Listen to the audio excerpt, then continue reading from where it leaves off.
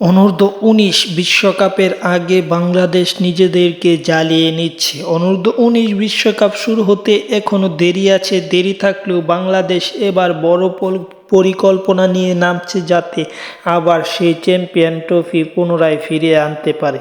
সে থেকে বর্তমানে প্রায় ৩১ থেকে ৩৫ জনের মতো ক্রিকেটার নিয়ে বাংলাদেশ এখনই প্ল্যান করছে। সেই প্ল্যান থেকে শুরু করে প্রথম একাদশ বেছে বা প্রথম যে ১৬ সদস্যের স্কোয়াডটা, সেটা অলরেডি বাছাই প্রক্রিয়ার মাঝে আছে এবং সেই বাছাই প্রক্রিয়া শেষ হওয়ার পরেই এই মাসের ১৫ তারিখ থেকে হয়তোবা শুরু হতে পারে বাংলাদেশ এবং সংযুক্ত আরব আমিরাত আন্ডার-19 ক্রিকেট দলের মধ্যকার একটি দ্বিপাক্ষিক সিরিজই বলা যায়, যেখানে ৩টি ওডিআই ম্যাচ খেলা হবে।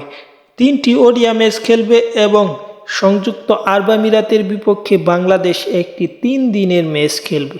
সব কিছু মিলিয়ে এই ম্যাচে বাংলাদেশ ফেভারিট থাকলেও এই ম্যাচটিতে এখন পর্যন্ত যে ম্যাচগুলো অনুষ্ঠিত হবে সিরিজে বাংলাদেশের মাটিতে যেহেতু হবে, সেহেতু বাংলাদেশ সব দিক থেকেই এগিয়ে থাকবে এবং বাংলাদেশের সামনে কঠিন চ্যালেঞ্জ থাকবে, যাতে বাংলাদেশের ক্রিকেটাররা নিজেদের জ্বালিয়ে নিতে পারে এবং নতুন ক্রিকেটার বলে সবাই সংযুক্ত আরব আমিরাতের বিরুদ্ধে যে ম্যাচ খেলবে সেটার জন্য প্রস্তুত হচ্ছে, বা বিশ্বকাপে যাতে হোঁচট না খায় ছোটো দলের বিপক্ষে, সেজন্য ছোটো দল দিয়েই বাংলাদেশ এবার বিশ্বকাপের প্রস্তুতি শুরু করছে।